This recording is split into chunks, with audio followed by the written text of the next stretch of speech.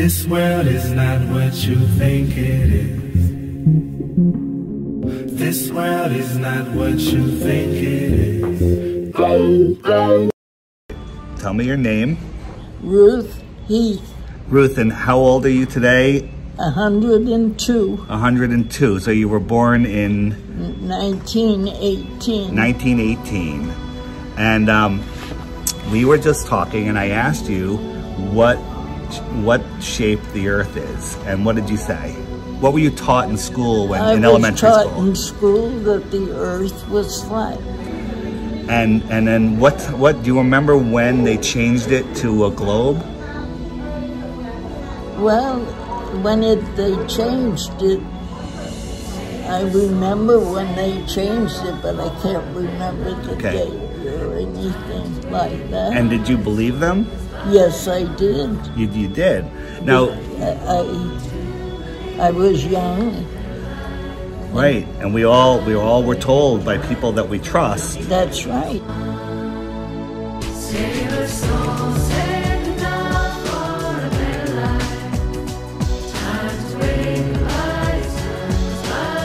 Some people walk through the world, they actually believe it. They're like, I came from a monkey. I'm a monkey. And thanks to all my ancestor monkeys getting killed in tribal monkey fights, I have evolved into this higher Homo sapien being, and then one day we're gonna go into the stars, into the heavens with our rocket ships, and we're gonna become enlightened, elegant, thin aliens.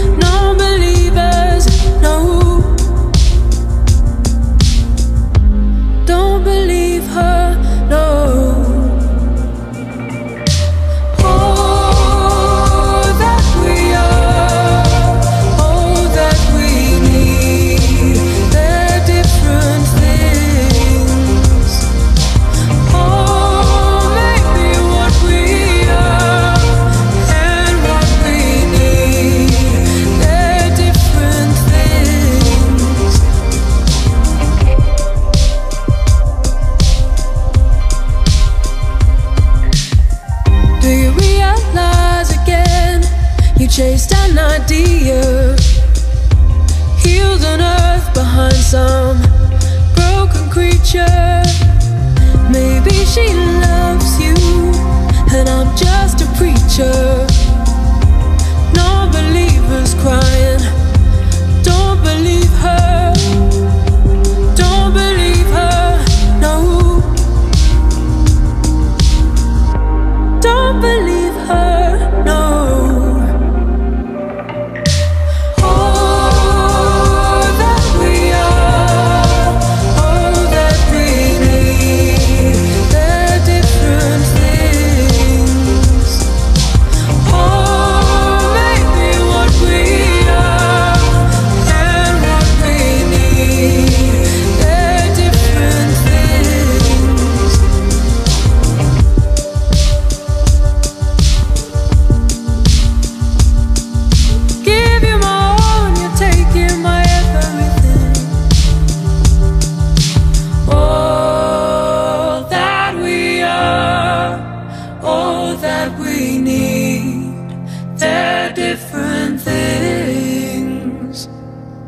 or maybe what we are and what we need, they're different things.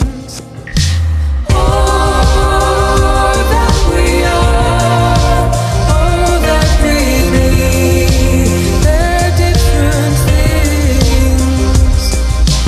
Or maybe what we are and what we need, they're different things. All that we are, that we need.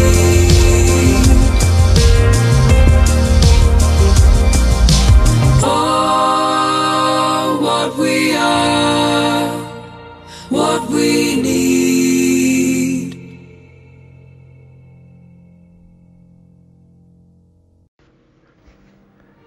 It is a great honor for me to be here today among friends in this beautiful land of Romania. To me, it's a bit of heaven to be here among people who love the truth. Thank you all for coming. Today, I'm going to address the Flat Earth journey. This is especially meant for the open-minded skeptics who honestly believe that we live on a ball, flying, twirling, and vortexing through the vacuum of space. I was once like you. I believed in the globe and the heliocentric model. I never wanted to be a flat earther. But, like many others here, I'm willing to accept even an unpopular truth, regardless of the consequences. And I will spread that truth to the best of my ability. I have never made a penny on the flat earth. I don't have anything to sell to you. I don't want your donations. I don't monetize my YouTube channel. And I don't particularly care if you subscribe. I am not here for fame. I don't want you to join any group or appoint any leader. Other than maybe your friendship, I want nothing from you. I am only here to share what I strongly believe is the truth. And the truth is that the earth is flat and stationary. Initially, it's a frightening truth, as it rocks the very foundations of your understanding of how the world works. And maybe more importantly, how much you are controlled. For me, Flat Earth is the catalyst to break the chains that mentally, spiritually, physically, and scientifically bind humanity. And that's why it is so important to me and why I traveled here to discuss the Flat Earth reality with you. Are we Flat Earthers illiterate flunkies who dropped out of kindergarten? Or maybe you think we're a group of religious zealots who deny anything associated with science. That's how the media repeatedly describes us, but they are deceiving you.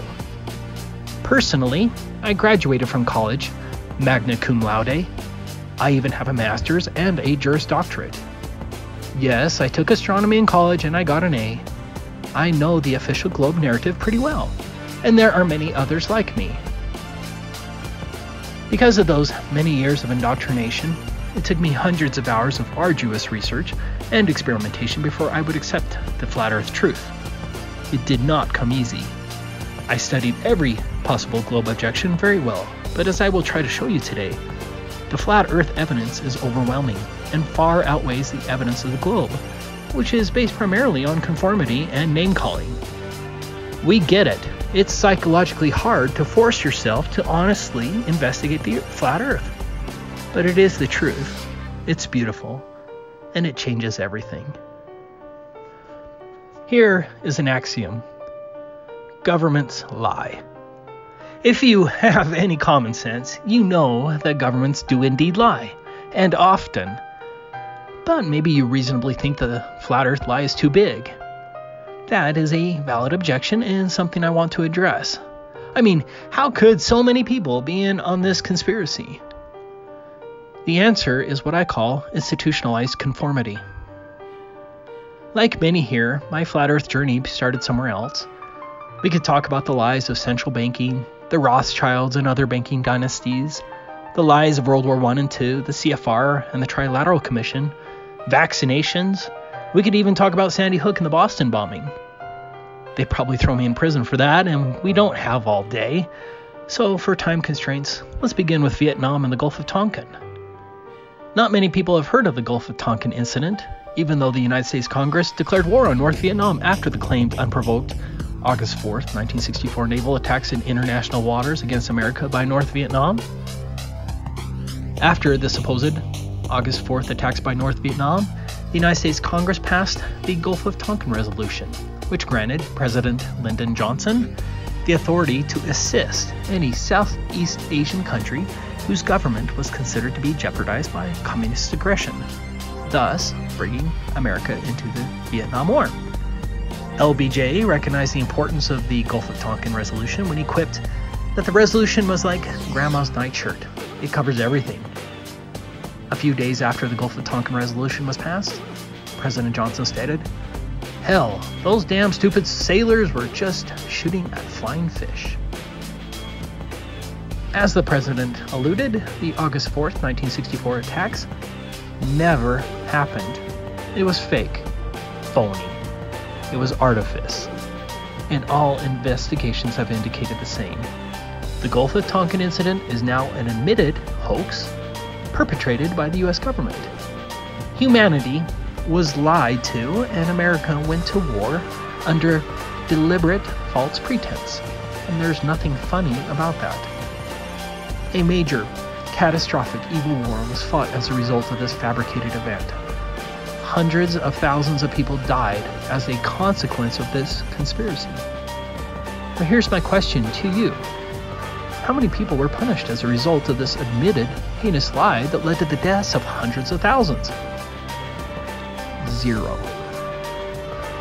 I would think wide-scale murder and treason would be of some concern to our enforcement agencies, but it doesn't seem like they cared.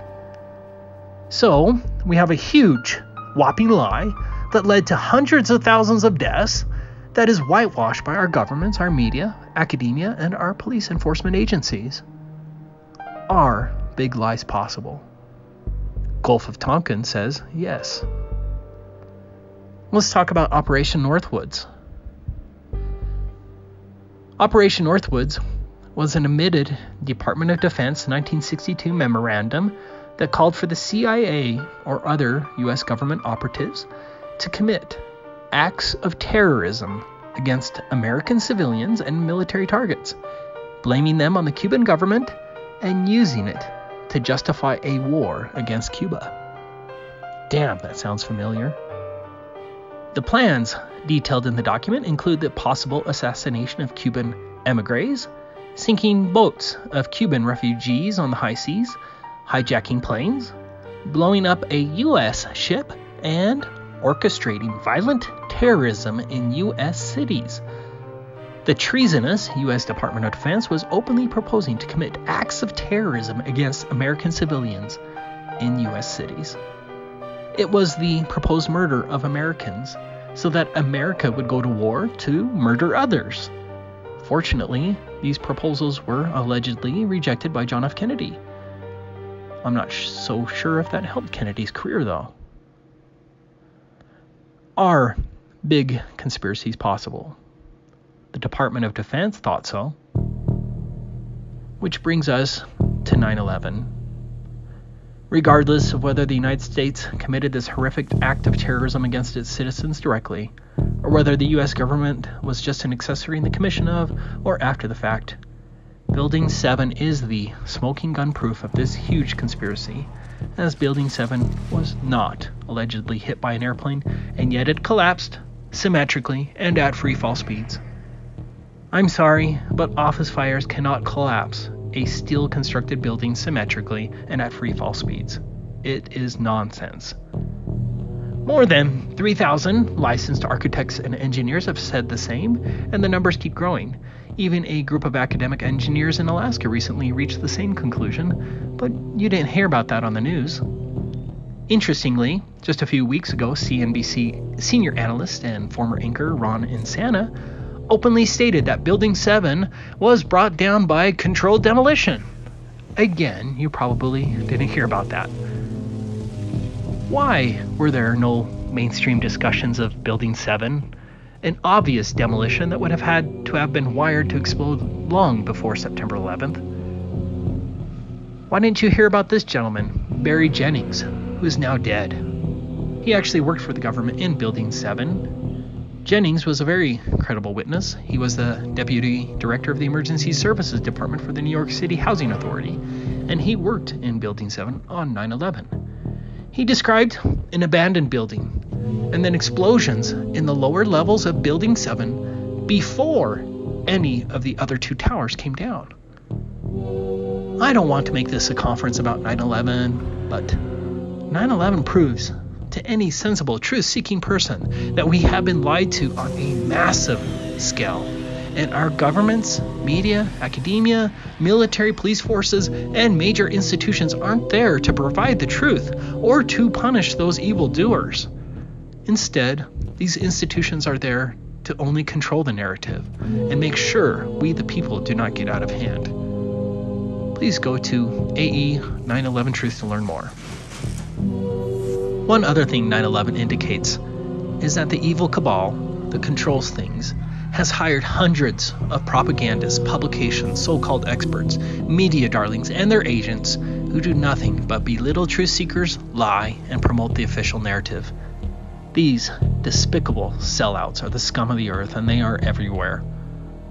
Unlike Big Brother in the book 1984, our Ministry of Truth uses a conglomeration of governments, institutions, schools, media, companies, religions, and their agents to control us from every direction while operating under the grand illusion of separation. There are no checks and balances. Are big lies possible? 9/11 unequivocally says yes. I'm going to speak about the phony NASA moon landings tomorrow, but one thing you should note is that every government and all of our media outlets and other institutions claim that these wire-dangling astronauts landed on the moon 50 years ago. These liars supposedly fell at 4,000 miles per hour in this piece of junk that was never flown even once on Earth. They then later attached a fold-up dune buggy and lived 3 days in this untested papier-mâché crack in the harshest environment imaginable. They want you to believe that NASA operated this camera 234,000 miles away while it panned and zoomed out in real time while filming this ridiculous contraption that's obviously missing the thrust from the end of the nozzle. You can even see telltale signs of 1960s movie backdrops during all of the alleged landings. Are big conspiracies possible? Yes, without question. The phony moon landings, 9/11, and Gulf of Tonkin prove that these bastards can lie to us big time, and that none of our major institutions are there to help us expose them or hold them accountable. These evil people have lied to us repeatedly, so why would you trust them? The truth is left to us, you, me, and the grassroots community.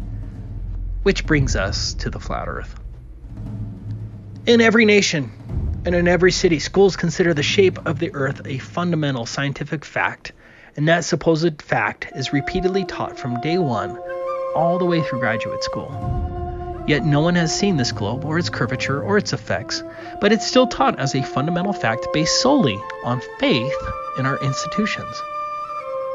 Much like Santa Claus and the Easter Bunny, the globe is truly a faith-based religious system with the Big Bang, gravity, and nature as our creators. In addition to incessant educational programming, the spherical Earth is shown in countless movies, television shows, video games, books, comics, newspapers, businesses, and websites. Pay attention. They put the sphere and the alleged curvature in nearly everything in the media. It is no exaggeration that every day there's a news story, new movie, picture, or show regarding so-called space supporting your understanding of the globe, Earth, and outer space. The globe indoctrination is ubiquitous and unrelenting.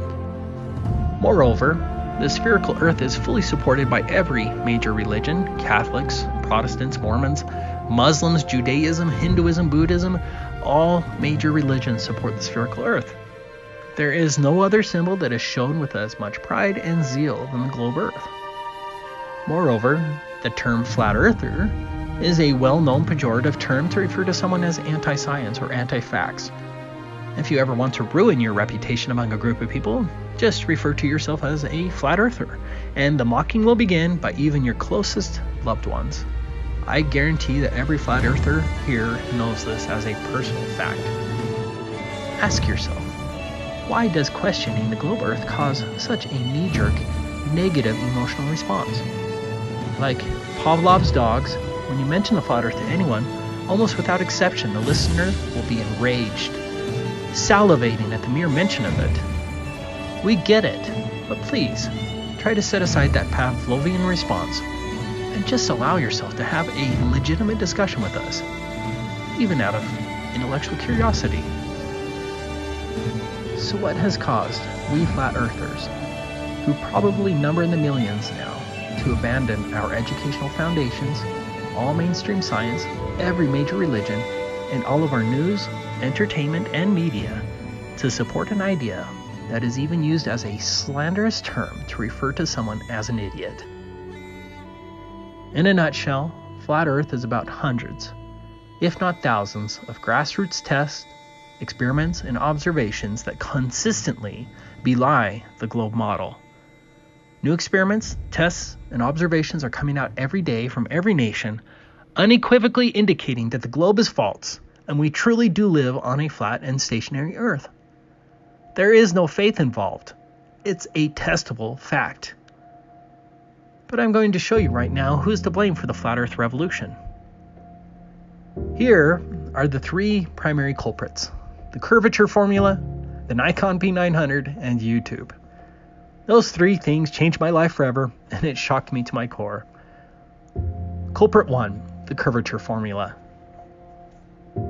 Back in 1838, Samuel Rowbotham tested the purported Earth's curvature with a telescope standing 8 inches above the water while he watched a boat remain visible for a distance of 6 miles, which should have been impossible under the official globe dimensions. In fact, the boat should have been mathematically hidden 16 feet below the horizon, but it wasn't. Rowbotham's book, Zetetic Astronomy, is a must-read, where he includes many other tests as well. In Zetetic Astronomy, Rowbotham introduced the world to the curvature formula. Now, I understand Romania uses the metric system, however, I'll be using mostly the imperial system for simplicity, so please bear with me. I want everyone in the audience to please show me by raising your hands how many of you know the answer to this question. 8 inches per? Please, everyone say it with me. 8 inches per mile squared.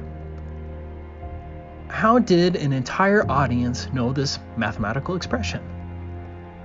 8 inches per mile squared represents how much a distant object should be hidden below the horizon from a ground level view based on the official mathematical dimensions of the Earth.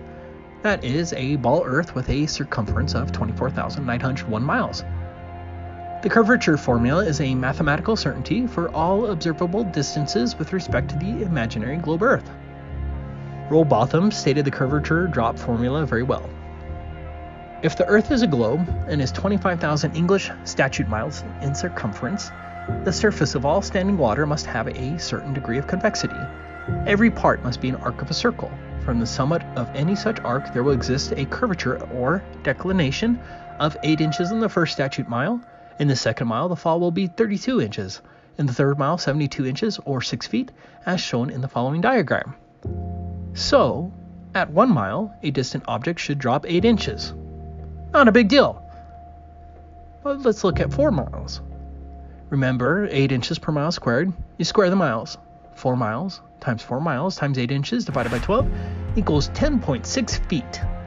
A curvature drop of 10.6 feet at just 4 miles. Now wait a second, we could take binoculars out and easily see 4 miles on a clear day. What about a distance of 8 miles? 8 miles times 8 miles times 8 inches divided by 12 equals 43 feet or 13.1 meters. Now, I bet there are a few people here who have stood at the edge of a lake on a clear day with binoculars and could see the shore on the other side 8 miles away. But there should have been roughly a drop of 43 feet. Let's be clear, there is an adjustment for observation height, but even at an observation height of 6 feet above the water and a distance of 8 miles, 17 feet should be hidden by the curvature of the Earth, and yet you can see people walking on the beach at the opposite shore. I have an older friend of mine who grew up in a house right next to Utah Lake. He immediately knew there was a problem when presented with the fact about 8 inches per mile squared, because throughout his life, when visibility was high, he would take binoculars out and could see the other shore 10 miles away. So how much drop should there be at 10 miles or 16.1 kilometers? 10 times 10 times 8 inches divided by 12 equals 67 feet or 20.4 meters. This is a 67-foot statue. Does anyone here think they've seen this much curvature drop at 10 miles? This entire statue would be hidden behind the curvature of the Earth at only 10 miles away. No one has seen this curvature, and the flat Earth video evidence is overwhelming. What about 20 miles? 266-foot drop. 50 miles, 1,666-foot drop. 100 miles, 6,667-foot drop. As you can see, at 100 miles distance, the curvature drop is so substantial that it would hide a 6,667-foot tall mountain like this one here, Mount Drum in Alaska. The prominence of this mountain is 6,710 feet, very close.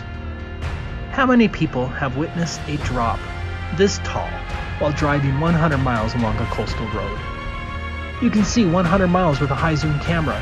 No one has witnessed this curvature. The Suez Canal, as shown in this video, is 120 miles long.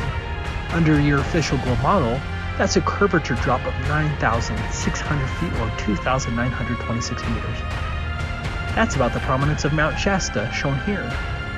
Do you see a curvature drop of 9,600 feet along the Suez Canal in this video that could hide Mount Shasta? I don't. Another important question is, why haven't you ever heard about the very fun fact that the Earth supposedly drops at 8 inches per mile squared? Everyone's heard of E equals mc squared, and no one can apply that to reality. But up until just a few years ago, no one ever heard of the Earth's supposed curvature drop of 8 inches per mile squared, even though every person should see this on a daily basis. Imagine how fun that would be in a classroom to demonstrate the shape of the Earth by measuring the supposed curvature drop of a city that's 30 miles away, by using a simple math that a 10-year-old would comprehend. But no one was ever taught this in a classroom, not even in surveying courses. Why? The 8 inches per mile squared formula is very accurate over all visible distances. Let me reiterate. 8 inches per mile squared isn't some math we flat earthers made up. These are the actual factual numbers based on the official dimensions of the Earth, and you are welcome to do the math or plug the information into engineering software to verify it. I didn't believe it at first, and even Google used to falsely claim that it was only 8 inches per mile. I had to double check the math on AutoCAD just to be sure. It is a mathematical certainty that does not fit with actual repeated observations and tests. You do have to consider the height of the observer, and so you subtract the distance to the alleged globe horizon from your distance to the object. For example, I use a distance to the globe horizon calculator like this one. So, if I'm on the beach observing at 6 feet height, the maximum horizon distance under the globe would only be 3 miles. If I'm looking at an object at 10 miles distance across the water while standing at the water's edge, I first subtract the 3 miles distance to the horizon to get 7 miles distance, and then I apply the 8 inches per mile squared formula. So 7 times 8 inches divided by 12 equals 33 feet.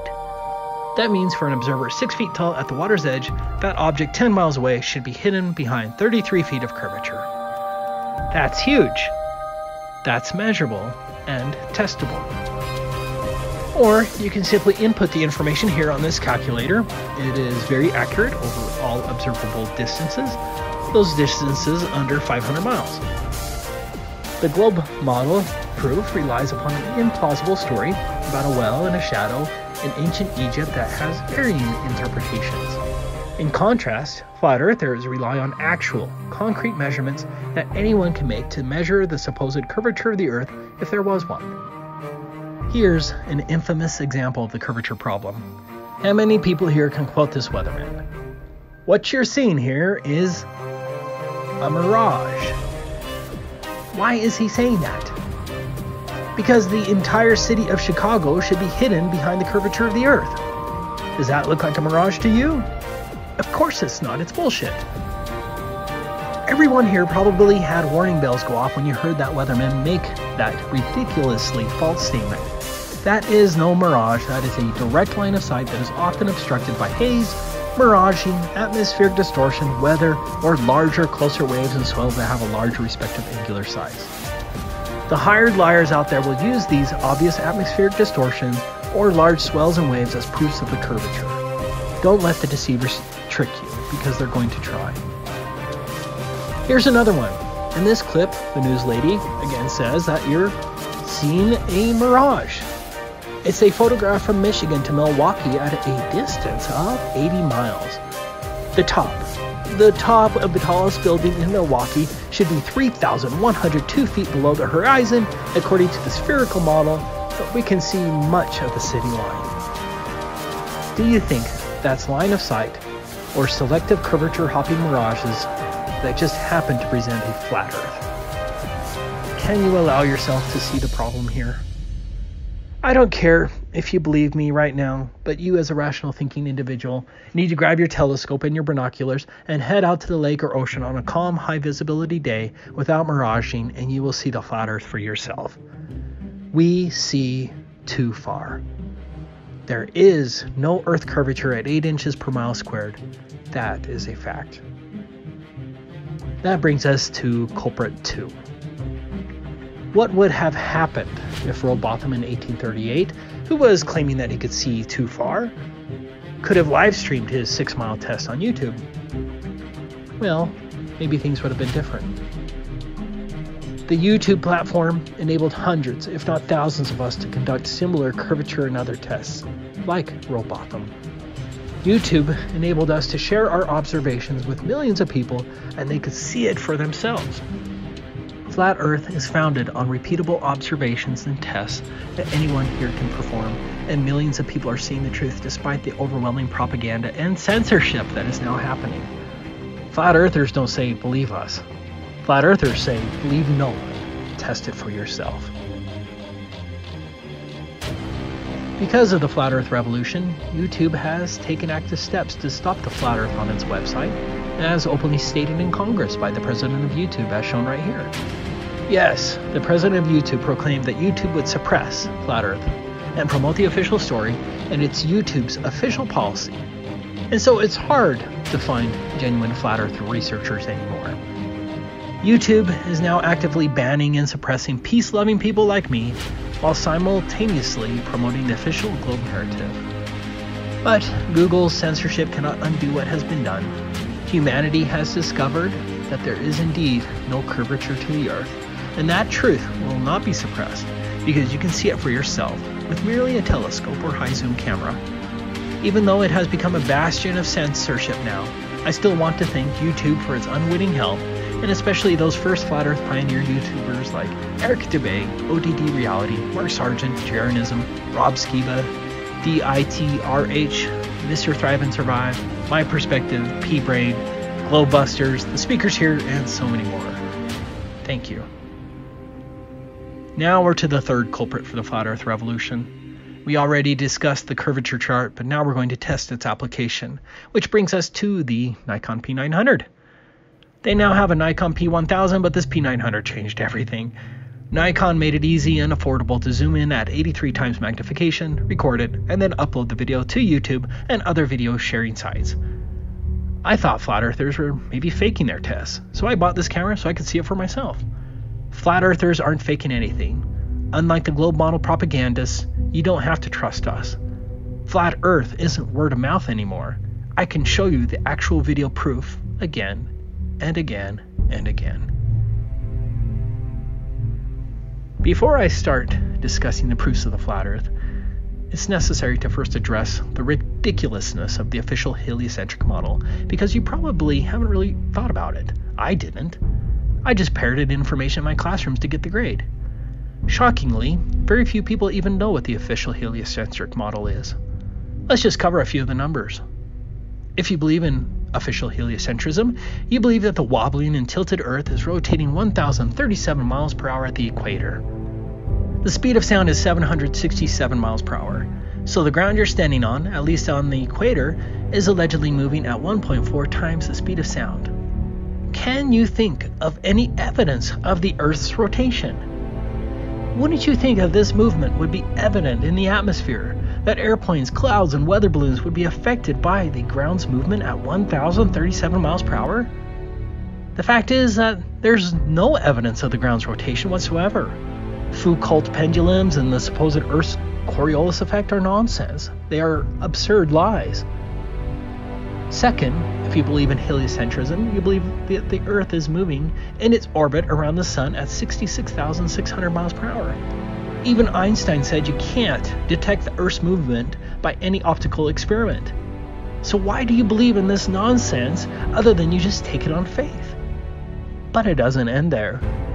Next, the official model says that the Sun is also moving at approximately 450,000 miles per hour, and all the planets are somehow being dragged by the Sun's gravity as the Sun rockets through space around the Milky Way galaxy. With all these inconceivable and undetectable movements, the North Star has remained fixed, year after year, and has been that way throughout recorded history. Next, you believe the entire Milky Way galaxy, including our Sun and the North Star, is traveling at 1.34 million miles per hour towards the constellation Hydra. If you believe in heliocentrism, you believe the Earth is moving in a vortex through space like this at over 1 million miles per hour. Of course, this video isn't correctly scaled, but it's even more ridiculous when you think of it correctly scaled. But I want you to think about this. All of the so-called planets and their moons are all supposed to be on the same plane with the Sun, but rocketing with the Sun at unimaginable speeds, being pulled by gravity. How would gravity hold these planets on the same plane as the Sun? How surprised would you be at firing a bowling ball, representing our Sun, and then have tiny BBs up to 3,000 feet away, orbiting around the zooming bowling ball, Sun, and still maintaining the same speed with the bowling ball? It's nonsense, especially when you consider that those tiny BBs have other tiny BBs rotating around them, all maintaining the same plane with our bowling ball Sun.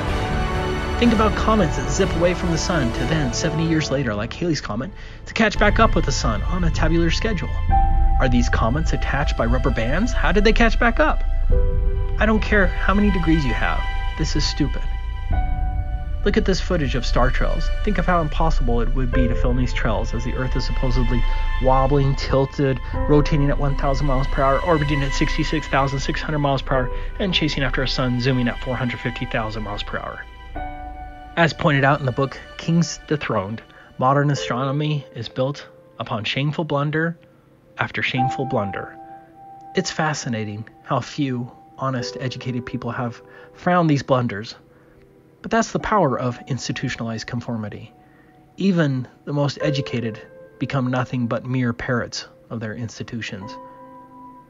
But let's get to some of the proofs of the flat Earth.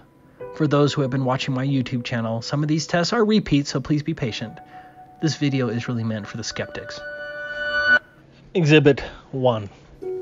Reservoir 6.3 mile sun reflection test. What you're seeing right now is my first curvature test back in April 2016. I had been researching flat Earth since October 2015, but this was the first time I tested it with my Nikon P900. I chose a distance of 6 miles because I wanted to test whether Robotham was telling the truth. He was. In this test, my wife was carrying a mirror at the opposite end of a reservoir, reflecting the sunlight from 6.3 miles away. I watched my wife place the mirror into the water. However, under the globe model, and that's taking the observation height into consideration, my wife should have been entirely obstructed by the curvature with a target hidden height over 12 feet. 12 feet should have been hidden by the alleged curvature, but there is simply no curvature over that reservoir. I also want to quickly address the globe refraction argument. This is a still from the video. Here it is cropped and zoomed in. Here is a picture of what it looks like on the opposite shore, and you can see the strange branch that projects horizontally. If 12 feet should have been hidden behind the curvature, then my footage from 6.3 miles should have looked something like this. But the globe liars out there will claim that this 12-foot section hopped the curvature and is a mirage. But here's the problem with that. If this 12-foot section inexplicably hopped the curvature, then why didn't the rest of the view get distorted? there would be a cascading distortion effect. As you can see, there is no distortion accounting for this curvature hopping. Exhibit 2, Utah Lake 7.53 mile spotlight test. This was my next flat earth test at Utah Lake in May 2016. This time my wife was carrying a spotlight 7.53 miles away, and I watched her place the spotlight right up to the water's edge. At 7.53 miles, my wife should have been entirely hidden by the curvature with a target hidden height of 21 feet. As you can see, the water is calm and flat. Obviously, this isn't a mirage, this is a direct line of sight to the other shore. In order to see this far, you need very calm water, without miraging or atmospheric distortion. Be cautious, the liars out there will take pictures of distant mirages and call that the missing curvature. Exhibit 3, Utah Lake 7.53 mile frozen spotlight test. For this test, I reversed the previous Utah Lake test and I conducted this test in freezing conditions. Like the last time, my wife's spotlight should have been hidden 21 feet below the horizon. What's also important about this video is the fact that all of the lights and the reflections are symmetrical. A globe supporter wants you to believe that the spotlight is selectively arcing over the curvature, which is absurd. But if that's the case, then how come all of these lights are symmetrical, like they're above a mirror? Which of these lights are mirages? Which ones are selectively jumping over the hump of curvature? You would not see this unmistakable mirror symmetry if the globe model refraction claim was correct. Furthermore, my wife carried the spotlight from 50 feet up to the water surface. When did she turn into a mirage? Notwithstanding the absurd objections, it is obvious that the lake is flat. Water seeks its own level. So long as viewing conditions are clear, the globe model fails again and again. But don't trust me. Go out and do these tests yourself. Exhibit 4, the horizon test. What is the horizon? Under the globe model, the horizon is a physical barrier caused by the alleged curvature. Under the globe, the horizon marks the point where the water or ground geometrically begins to obscure distant objects. This is the official position. As I mentioned earlier, you can use a calculator like this one to determine the distance to the alleged globe physical horizon. In contrast, the flat earth model says that the horizon is a matter of perspective. Artists get it. You'll see the same in a long corridor or in a tunnel. Just like how railroad tracks meet at the horizon, the ground and the sky similarly meet at the horizon. Do you think it's just coincidence that railroad tracks come together at the horizon? No, this is all a matter of perspective and has nothing to do with the physical curvature barrier. You can see this truth of perspective by just looking at the clouds at the horizon. You can see that the clouds follow perspective lines and are not bending around a curvature. In fact, you don't see any bending of clouds to match the curvature whatsoever. This is how sunsets work on a flat Earth. I have spent a lot of time and effort in testing the alleged globe horizon, and the globe model does not match reality whatsoever. For this horizon test, I was at the Great Salt Lake in Utah. I was observing a small piece of land at a distance of 1.34 miles. I brought the camera down to just a few inches above the water. Under the globe model, at just a few inches above the water, the horizon could not be further than 0.7 miles away. That's the maximum horizon distance under the globe model. There should not be any water visible beyond 0.7 miles, but you can clearly see the horizon extending many miles further than possible under the globe model. The naysayers will claim that this is a mirage or that the water is selectively refracting. Think about that. They're claiming that the bulge of water disappeared in front of the peninsula and then rose up miles beyond the peninsula but did not affect the peninsula with this magical act. The refraction excuse is nonsense, and each observation I've shown you so far clearly proves that. Exhibit 5, BMLS B69 and the oil platforms. This video is from my friend BMLS B69 in California. For this video, he's at an elevation of 105 feet. There are 3 oil platforms he's filming. The closest one is at 10.9 miles, the second is at 21.9 miles, and the third is at 26.4 miles. From that elevation, the horizon line cannot be further than 12.6 miles. In other words, under the globe model, the horizon should appear before the second platform, and 59 feet of the second platform should be hidden by the curvature. As you can see with your own eyes, the horizon is not only beyond the second platform, the horizon is beyond the third platform, further than 26.4 miles. 130 feet of the third platform should have been hidden below the horizon, but none of the platform is obstructed. We know this since the horizon is beyond the third platform. Did the bulge of water selectively disappear from in front of the second platform and then reappear well beyond the third platform? And this disappearing and reappearing magic effect happened all without affecting the two platforms themselves? Are you skeptics starting to see the problem with the globe yet? What do you do when the evidence you can reasonably gather completely contradicts your indoctrinated presumptions? Will you allow yourself to question your indoctrination, or will you hold fast to your comfortable conformity? I can show you many more of these horizon tests, all proving the globe model faults, but let's get to some of the laser tests. Exhibit 6, D. Marble's 10-mile laser test. This laser test was by D. Marble. In this case, the person holding the laser was at 7 feet, shooting the laser at a distance of 10 miles. At 10 miles under the globe model, the observer would have to be at a height of 30 feet in order to see the laser source. Instead, you can see the source of laser at just inches above the water. That water is flat, and the laser source proves that it is not being obscured behind the curvature. The liars have tried to confuse the issue by claiming that the laser wasn't level, but that's entirely irrelevant, since if the laser was angled downward, it would have hit the ledge curvature quicker. If the laser was pointed upward, then the observers would still not have seen the source, because the source of the laser would still have been hidden behind the alleged curvature. This footage would be impossible if we were living on a globe. Exhibit 7, Dr. John Dee's 9.5-mile laser test. Now, the following test was by Dr. John Dee, who has a PhD in spectral photometry. Like many other tests he has conducted, Dr. John goes through painstaking detail to confirm that over a distance of 9.5 miles, there's absolutely no curvature. 39 feet should have been hidden. Dr. John repeatedly took sea and air temperatures, height, weather, humidity, and atmospheric readings. This is a legitimate scientist proving that we've been told a lie. Exhibit 8, FE Core 25-mile laser test. FE Core is an independent scientific foundation. You can read about FE Core's powerful laser test here. The laser test was over a distance of 25 miles. All atmospheric conditions and temperatures were taken, and there's nothing there that accounts for the fact that they were able to see the laser 25 miles away. 297 feet should have been hidden below the horizon. That's the height of a skyscraper. And FE Core filmed the laser at just 5 feet above the water. Exhibit 9, Salton Sea 18-mile sun reflection and laser test. Out of all of the tests that I've seen, this is probably my favorite so far. A group of researchers went to the Salton Sea in California and tested the curvature with both a laser and a sunset mirror flash. These tests were huge because the test was at a distance of 18 miles and you can see it all on video with multiple witnesses. Again, that's 18 miles shore to shore. As you can see here, they were able to see and film the reflection of the mirror that was 18 miles away from the camera. 155 feet should have been hidden. 155 feet.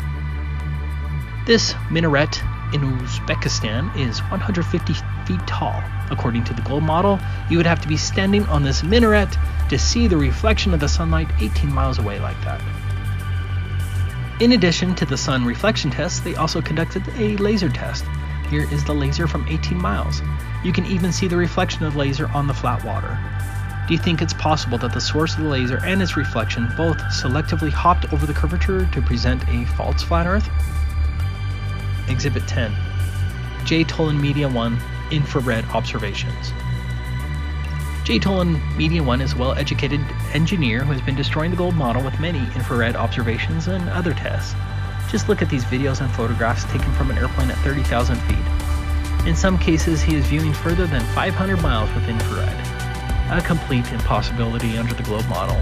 All of his tests and observations are indicating a flat Earth, and it's simply beautiful what God has given us. Exhibit 11, Beyond Horizons website. Beyond Horizons is an flat Earth website, but it is a repository of record-breaking long-distance photographs on the surface of the Earth. There are dozens of globe-defined photographs on this website. Here's the record photograph of Peak Gaspard at a distance of 275 miles or 443 kilometers. with an observation height of 9,272 feet. The very top of Peak Gaspard at 12,730 feet should have been hidden 3,772 feet below the horizon. I literally could point to hundreds of these globe-defying photographs and videos. Based on the evidence, I think that any reasonable person watching this would understand that we see too far.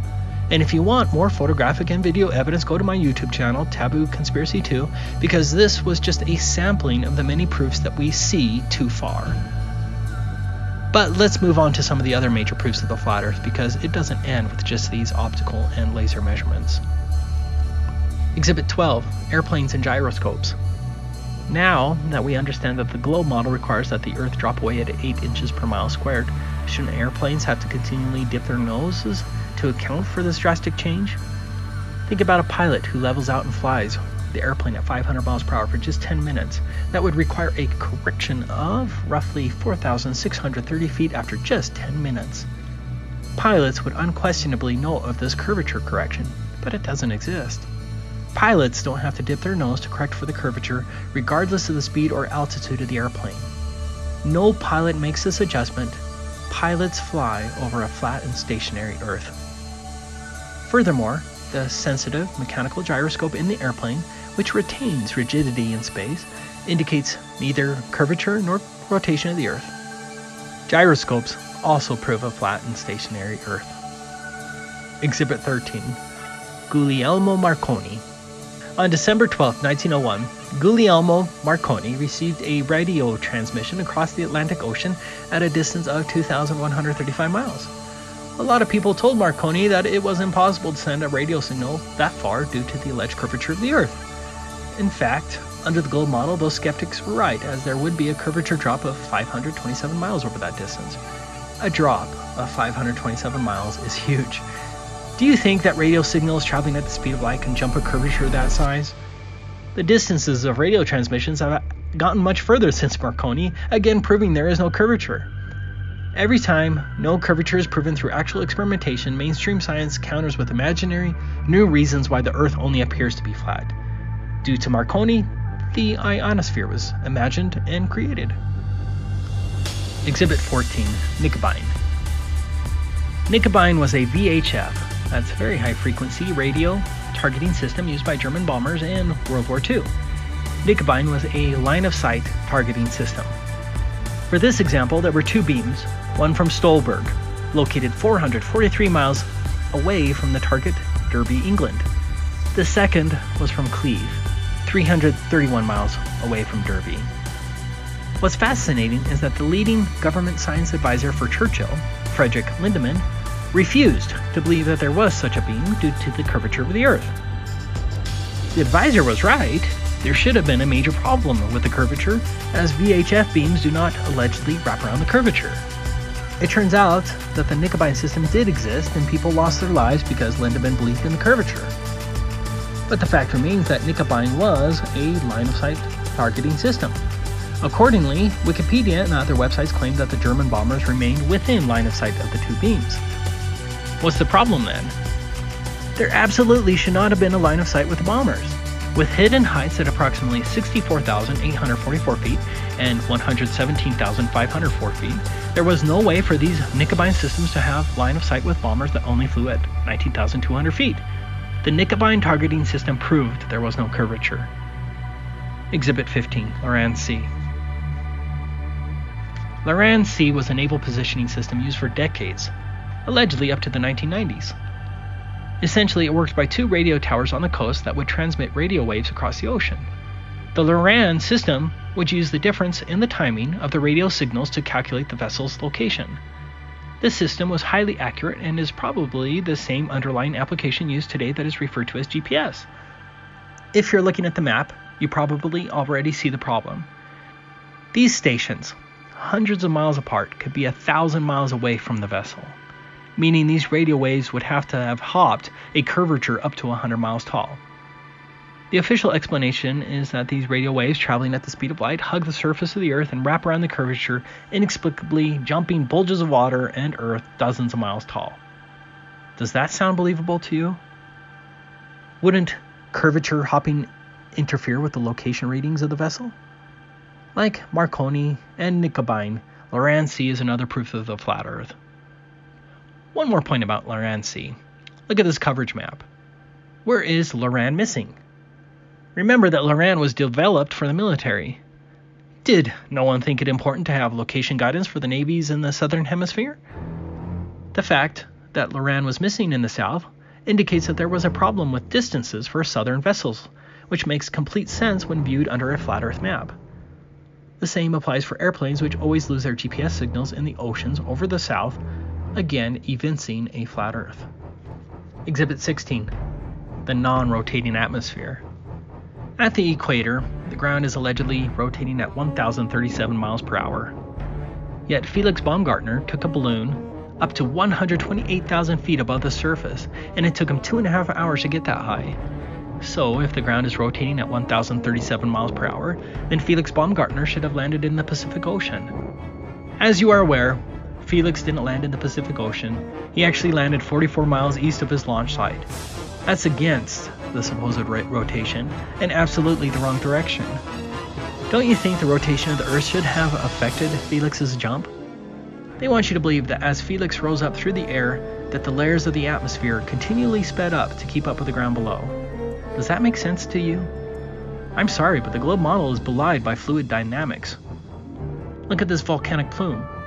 Although angled perpendicular to the surface, the volcanic plume is unaffected by any purported rotation of the ground below it. How could the upper layers of the plume keep up with the ground spinning at 1,000 miles per hour? It's asinine when you really think about it. From airplanes, to weather balloons, to hurricanes, to clouds in the sky, nothing is affected by any alleged rotation of the Earth. I really like this quote from physicist Dr. Carl Scheffer. But we know of no body, the parts of which have much less connection with each other than is the case with air. The air layer next to the Earth, really dragged along by the communicated motion, would not be able to communicate its motion to the layers above it, for the simple reason that it stands in no connection with them.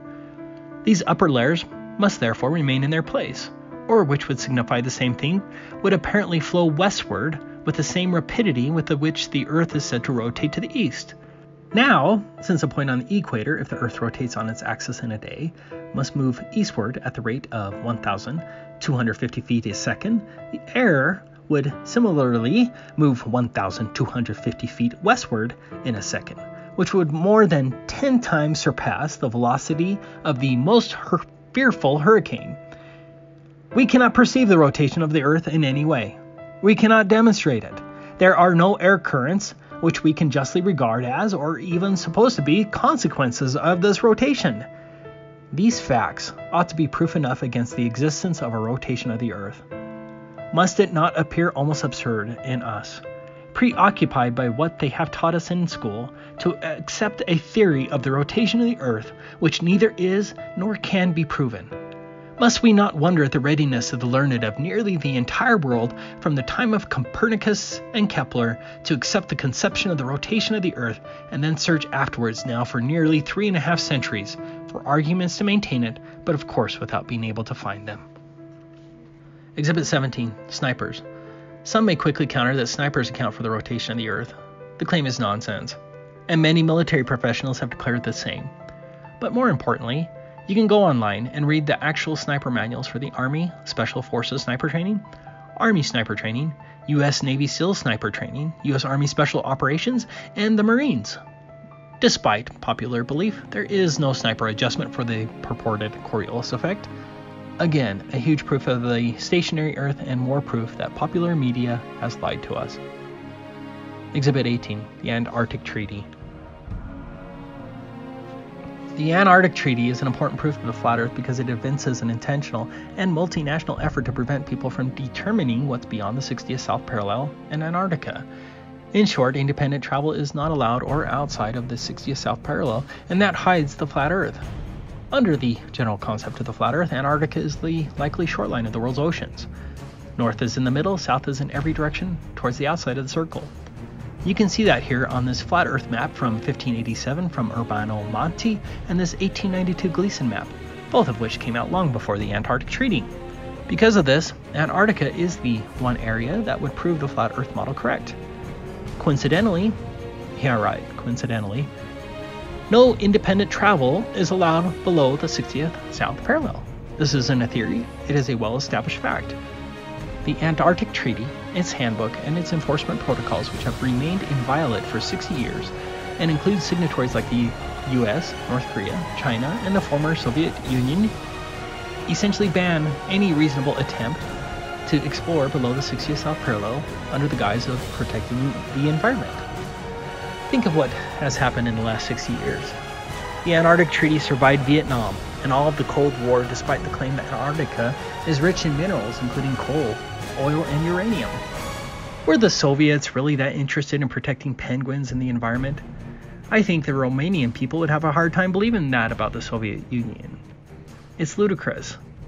Yes, Romania ratified the Antarctic Treaty on September 15, 1971. Don't your alarm bells go off when you hear that this huge swath of land, which is also the highest continent in the world, is off limits to independent exploration by people like you and I? Yes, they will claim you can independently go, but they are lying. The amount of red tape and other intentional restrictions that you would have to jump through is impracticable, and they know it, and the borders of Antarctica are patrolled by all signatory nations. Of course, there are token explorations along the ice shelf, and there are a few destination spots that you are not allowed to venture from, but that entire section of the world is off limits to independent travel. This doesn't happen unless they are hiding something big from us. If you would like to know more on the subject, go and watch this video I made. You can find it on the Globebusters channel. So telling we flat earthers to take a picture of the edge or the dome, if there is any, is a ruse because nobody is allowed to independently travel below the 60th south parallel, and that fact is proof of the flat earth. Exhibit 19. Lack of north-south circumnavigation. East-west circumnavigation is very possible on the flat earth, but what isn't possible on the flat earth is north-south circumnavigation. In particular, under the generally accepted flat earth model, it appears as though you can't, for example, fly from the tip of South America, traverse Antarctica, and then make your way up to Australia or South Africa. That would be the shortest route. So guess what doesn't happen in real life? North-south circumnavigation.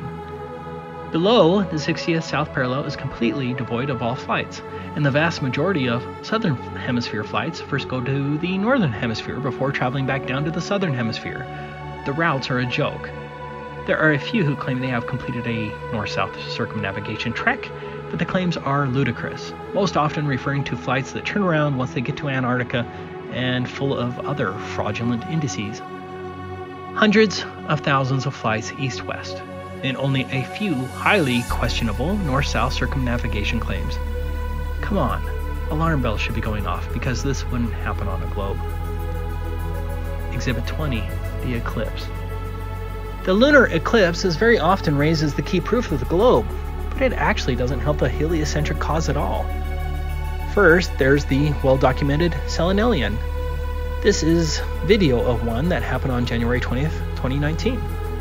There's the lunar eclipse above the horizon, and there's the sun above the horizon. A Selenelian is where a lunar eclipse occurs when both the sun and the moon are both above the horizon, which means there is no alleged Earth between the sun and the moon that could cause a shadow on the moon.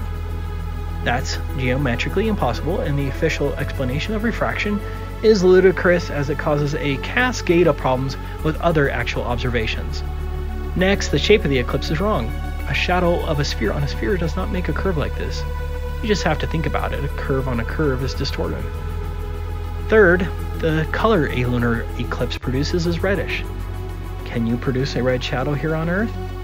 No, it's impossible, and again the official explanation regarding sunsets and sunrises on Earth appearing on the moon is shockingly ridiculous.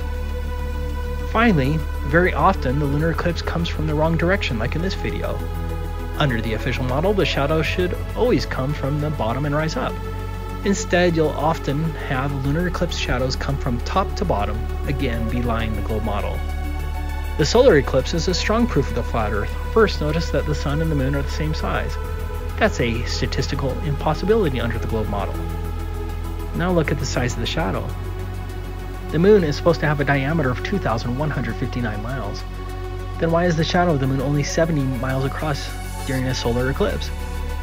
These are all proofs that the sun and the moon are much more local than claimed. Exhibit 21. No photos of Earth from space. Another huge proof of the flat Earth is that there are no photos of the Earth from space. Here's the 2002 blue marble image created by Robert Simon from NASA. It looks real, right? But it's not real, and NASA says so. I can't say this with enough emphasis. This is an admitted fake. A NASA employee wrapped a flat map of the Earth. Let me repeat that. He wrapped a flat map, not photographs. He wrapped a flat map of the Earth around a cartoon ball and added surfaces, clouds, and oceans to match what people think the Earth looks like. You don't believe me? Well, let's look at this NASA article about Robert Simon, who created the 2002 blue marble image. Here's the first interesting admission from NASA. The last time anyone took a photograph from Earth above low Earth orbit that showed an entire hemisphere, one side of a globe, was in 1972 during Apollo 17. Of course, the moon landings were fake, and so the 1972 photograph was fake. You can tell it's a painting when you actually look at it. But this is NASA admitting that there were no photographs of the Earth like this from 1972 until 2015. Without question, all of the so-called pictures of Earth from space for 43 years that you were brought up to believe in were only artist renditions and other fake images from NASA, and that's why NASA always uses the word image instead of photograph. That's pretty alarming. But this is the more interesting admission. Then we wrapped the flat map around a ball. My part was integrating the surface, clouds, and oceans to match people's expectations of how the Earth looks from space. That ball became the famous blue marble. Simon wrapped a flat map created from data, not photographs, around a ball and made up the rest with computer graphics to match people's expectations. Seriously, that's just propaganda. How many posters of this image hang on walls of classrooms across the world? Here, you can buy it on Amazon. Don't you think it should include the warning? This is a purely phony image created by NASA employee Robert Simon that was fabricated to match your expectations of what you think the Earth looks like. So, maybe 1 billion people have seen this blue marble image of Earth, believing it's real, when it is composed of a flat map wrapped around a ball with other fakery added. Isn't that disconcerting for the honest, objective truth seeker? After the admitted 2002 blue marble fakery, NASA claims that they took an actual photograph of the Earth from space in July 2015. That's the first alleged photograph in 43 years. Here it is. Does this alleged 2015 photograph look much different than the admitted fake image of 2002? As we already saw, NASA artists can admittedly create fake images of the Earth that look real to everyone, and that's a fact. Shouldn't you now be a bit skeptical? Instead of spending $340 million on this alleged 2015 photograph, NASA could have just had another NASA employee recreate the 2002 image with a few different clouds and shading, and no one would know the difference, and NASA could pocket the rest. As a different example, if a forger created an admitted fake painting from Van Gogh and sold the perfect but fake Van Gogh for $1,000, that would be fine, right? As long as he's honest about it, I wouldn't have a problem. But then let's say this excellent forger claimed a decade later to have a real Van Gogh on sale for $50 million. Wouldn't you be a tad bit skeptical before purchasing it, especially if you had no way of verifying its authenticity? I would. But let's take a closer look at NASA's supposed 2015 photograph. Let's rotate it and zoom in. The word sex is spelled in the clouds. It's unmistakable. Some pervert at NASA thought that was awesome. This isn't cherry-picking one of 10,000 images. This is the first supposed photograph of Earth from space in 43 years, and it just so happens to have sex spelled in the clouds. Come on. Seems like Disney likes to put these types of hidden things to market its cartoons, like in The Lion King, for example. This was also an interesting quote from Wired magazine regarding phony space images. Images sure don't come straight out of space telescopes looking press release ready. Each visualization is the result of artists and planetary scientists collaborating to convert blips on a data readout into something that looks like a planet, all while remaining scientifically plausible. In other words, all of those space images you have on your walls are all imaginary constructs to only look plausible. Robert Simon created Blue Marble to match people's expectations. It sounds like that is the standard NASA policy. It's all propaganda. The next fallback for the globe supporter will be the Himawari satellite. You know, the satellite the globe supporters always boast is producing thousands of images of the Earth from space. I have to say this again. NASA already stated that it can wrap flat maps around a ball and make it look real. Himawari is just a step up in the software, as now weather radar on top of flat maps is just wrapped around a ball with an added night and day terminator line. Paul on the Plane has a great video exposing the fact that Himawari is just that, software that wraps flat weather radar maps onto a ball. That's it. The total lack of so-called pictures of Earth from space only proves that the globe and space are nothing but propaganda. Exhibit 22, the professionals. So, when I was introduced to the flat Earth, I immediately thought of the many professionals who would need to deal with the curvature of the Earth as part of their career. You know, snipers, surveyors, pilots, civil engineers, military guys, that kind of thing. We already talked about snipers, but the truth is that none of these professionals account for the curvature. There are many interviews now with airline pilots, military professionals, radar operators, missile operators, engineers, commercial surveyors, and many more, all stating that there is no accounting for the curvature or the Earth's rotation in any manner, not one bit. That's amazing, isn't it? So what proof do we have that we live on a rotating ball other than just faith and liars? Exhibit 23, the vacuum of space. They want you to believe that this Earth and its atmosphere are surrounded by a nearly endless vacuum that's more powerful than any vacuum that can be created here on Earth, and yet this vacuum is so weak that it can't remove our atmosphere. This is a fact. There's simply no possible way that an atmosphere can exist adjacent to a vacuum. Horror vacui. Nature abhors a vacuum. For example, this MIT professor is showing that once you have a gas exposed to a vacuum, that the gas will enter and fill the vacuum, but it's really just common sense. Here's a practical test by Dr. John D., who confirms the same. An atmosphere cannot exist adjacent to a vacuum. And as shown in the test, gravity doesn't fix the problem.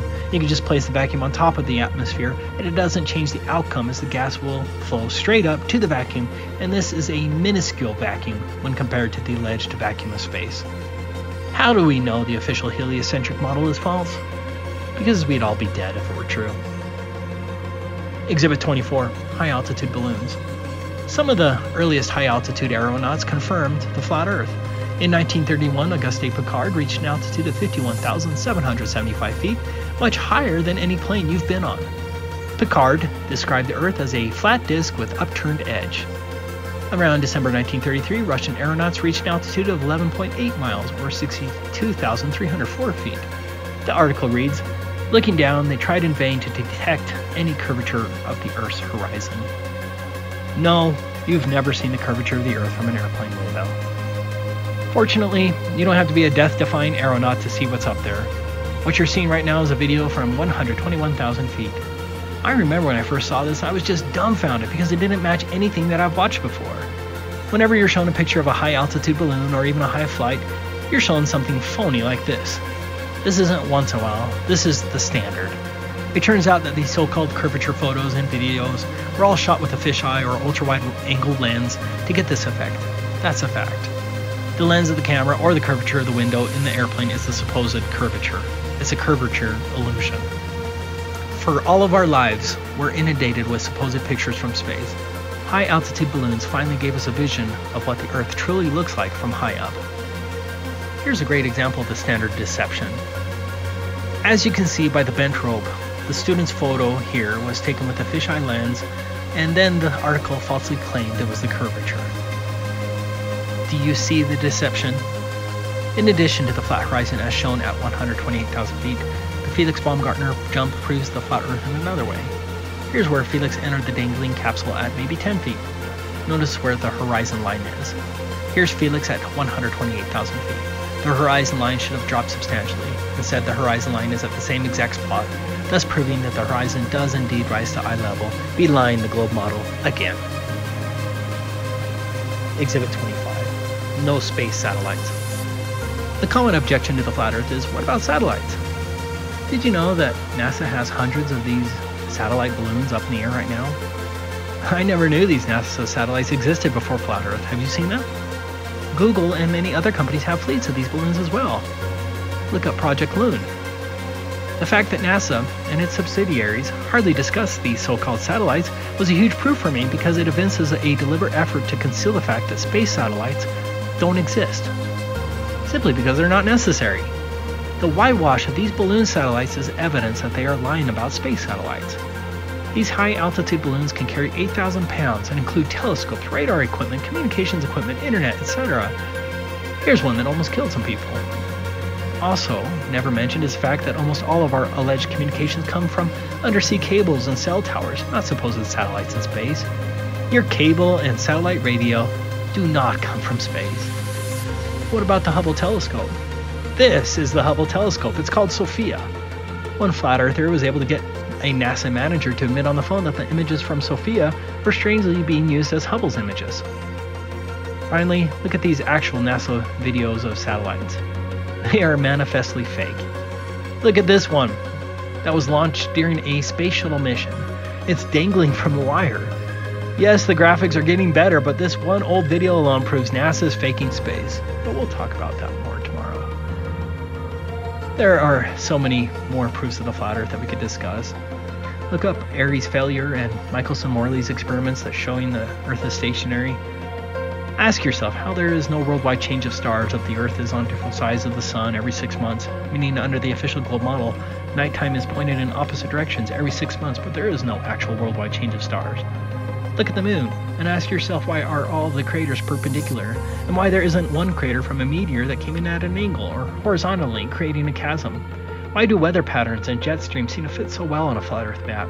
Why is there so much more life towards the alleged northern pole but so little life towards the supposed southern pole, when there shouldn't be any difference under the globe model? But my question to you is, what are you going to do now? Will you go back to your comfortable conformity like a good dog? Or do you have an unquenchable desire to know the truth? Dave McGowan made this poignant statement. But what if your own eyes and your innate, though suppressed, ability to think critically and independently tell you that what all the institutions of the state insist is true is actually a lie? What do you do then? Do you trust in your own cognitive abilities? Or do you blindly follow authority and pretend as though everything can be explained away? If your worldview will not allow you to believe what you can see with your own eyes, then the problem, it would appear, is with your worldview. So do you change that worldview, or do you live in denial? In closing, I want to answer the question of why the lie. Of course, they may be hiding land and resources from us. Essentially, the globe constitutes a psychological prison to keep we the cattle within our imaginary fences and under control. NASA makes $59.7 million a day. That's a day. To deceive us, and so there's certainly a financial motive. But I think the primary reason behind the lie is more spiritual, and found in this quote from the publication called Lucifer, the Light Bearer, that was written in 1887. We date from the 1st of January, 1601. This era is called the Era of Man, to distinguish it from the theological epoch that preceded it. In that epoch, the earth was supposed to be flat. The sun was its attendant light, revolving about it. Above was heaven, where God ruled supreme over all potentates and power. Below was the kingdom of the dead, hell, so taught the Bible. Then came the new astronomy. It demonstrated that the earth is a globe, revolving about the sun, that there is no up and down in space. Vanished the old heaven, vanished the old hell, the earth became the home of man, and when the modern cosmogony came, the Bible and the church, as infallible oracles, had to go, for they had taught that regarding the universe which was shown to be untrue in every particular. The heliocentric model was created to usher in the era of man, and remove God and the Bible from all cosmogony. It brought us such nonsense as the Big Bang and evolution. It removed biblical ideas of heaven above and hell below, and the salvation of mankind. Instead, you became an insignificant parasite that descended from primordial ooze. The globe lie worked, at least up until now. My brothers and sisters, this is an exciting time as we have a chance to break these chains that enslave us. However, we must set aside our petty differences and join together with all humility before God to bring His truth to humanity. The evil cabal keeps trying to divide us. Please don't let them do that. Please go out and share the truth with everyone, as it is left up to us. Thank you for this opportunity to speak here today, and I hope to meet all of you in person. My love to everyone. May the Lord bless you all. Thank you.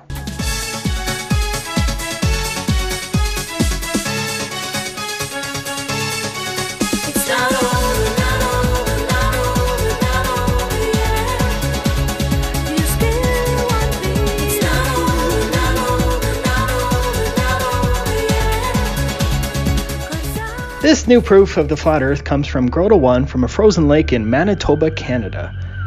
I strongly encourage everyone to head over to his channel and subscribe to show your support because he obviously went to a lot of effort for truth here. For this curvature test, Grota1 essentially set 4 lights at around 1 foot above the water and ice. He set up his camera at about 8 miles away from the furthest light and 5 miles away from the closest light. The lights were spread out at about a mile apart. At each location, Grota1 drilled down to the water just to confirm that he wasn't on some irregular ice formation and to also ensure that his test was on a level surface. The furthest light from the camera was the red light at 8 miles from the camera. The blue light was at about 7 miles, the yellow was at 6 miles, and the orange light was the closest one at 5 miles away from the camera. You should definitely watch his video where he goes into much more detail, but here he is sitting in his truck at a distance of 8 miles from the red light. Notice that the lights are all on the same flat plane. There is no earth bulge and no physical globe horizon. Next, Grota1 lowered his camera to only 12 7/8 inches above the surface. At that small elevation, the globe horizon would have to be closer than 1.27 miles, and the furthest light, the red one, should have been 29 feet below the horizon. That's taking into account the 1 foot height of the light.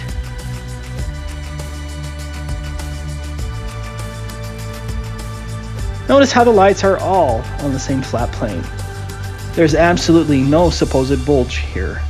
And if there is no curvature on that frozen lake, then there is no earth curvature anywhere. Look at the red light. That light should be 29 feet below the horizon.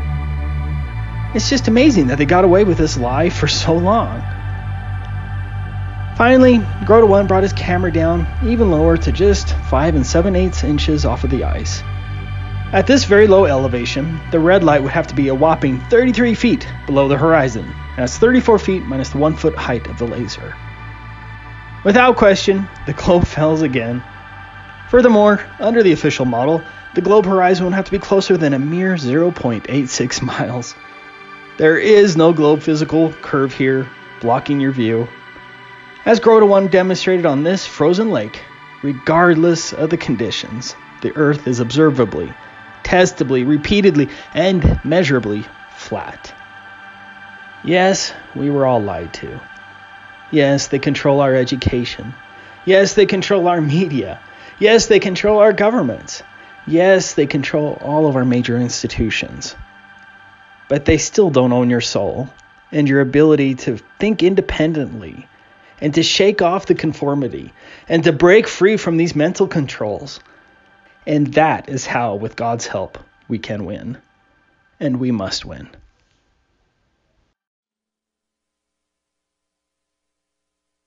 If I say that the world is round and someone else says it's flat,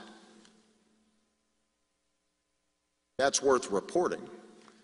But you might also want to report on a bunch of scientific evidence that seems to support the notion that the world is round.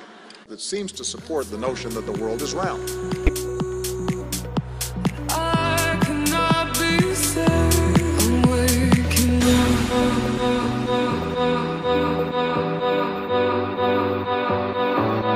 I'm waking up.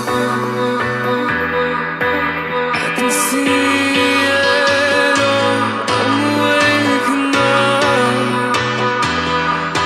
Can I breathe?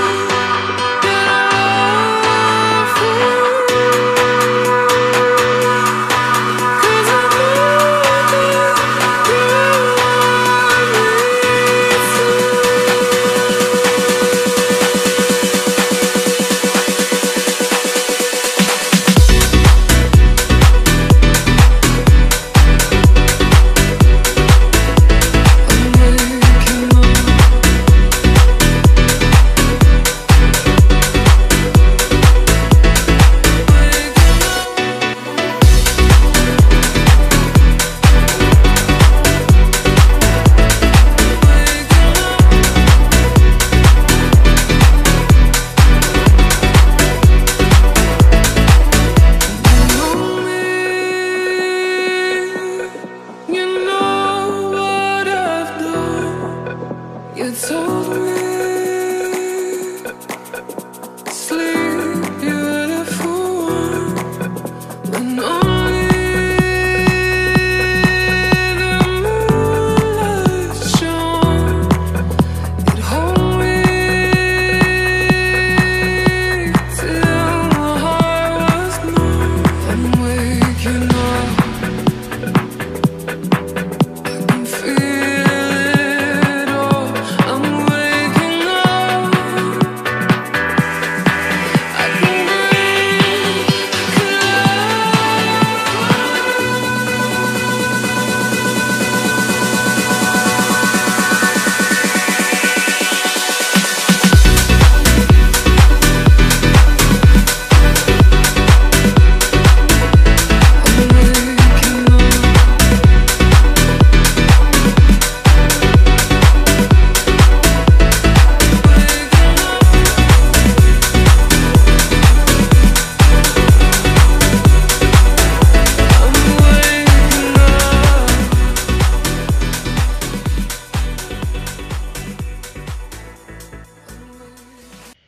I just wanted to quickly share this simple but fantastic laser experiment conducted by some Romanians in Italy.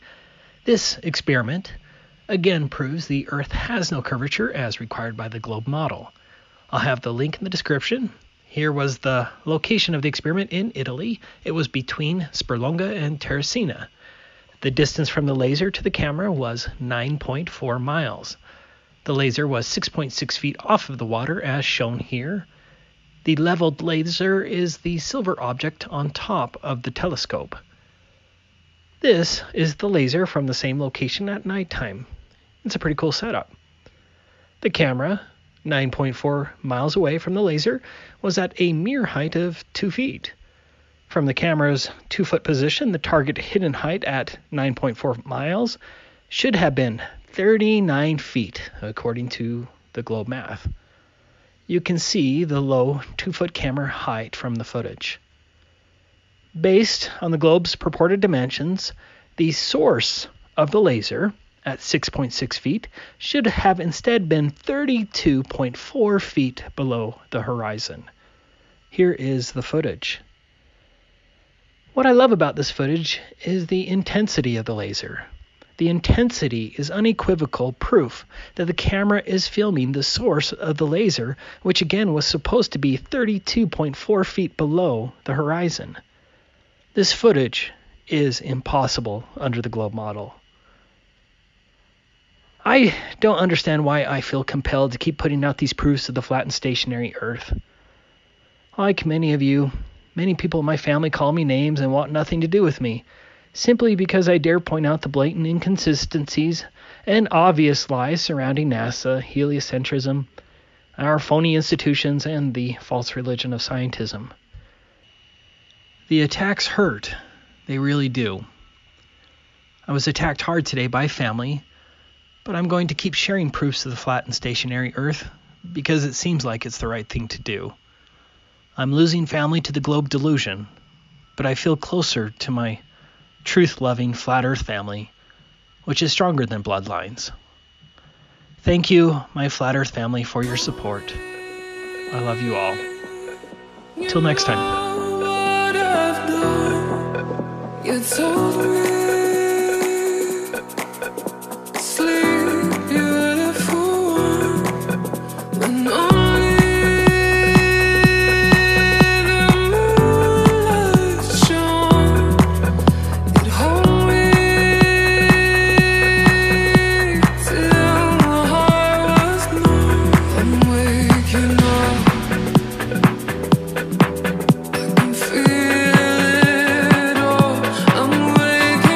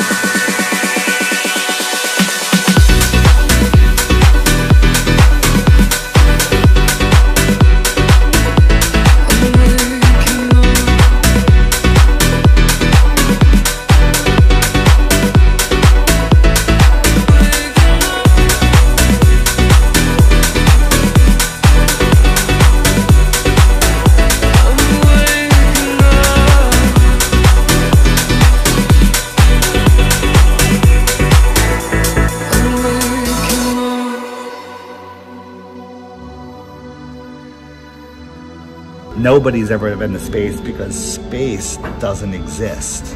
There is no space. There's just this world. It's such a lie. It's such a lie, but knowing the lie is like going to a magic show. I woke up. Yes, that's what we call it. We call it red. This is your moment of waking up. It's when you go to see a magician and you know how the tricks are done, and the magic no longer works on you, and you're free from the illusion. So knowing this is going to free your heart. Yeah, it's okay. It makes me cry. Happiness. Yes. Tears of joy. Yes. Yes. I know that you're true, and they're hiding us. Yes, it's good though. It's good. It's very good. Yes. Yes. All right. I'm awake. Yes. I'm awake. Awesome.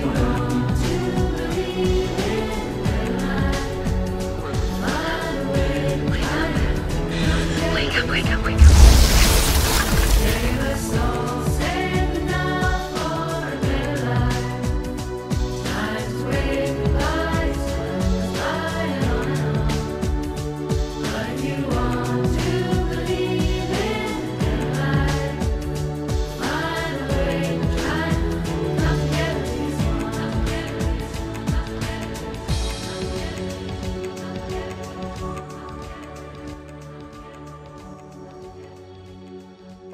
I know you're out there. I can feel you now. I know that you're afraid. You're afraid of us. You're afraid of change. I don't know the future. I didn't come here to tell you how this is going to end. I came here to tell you how it's going to begin.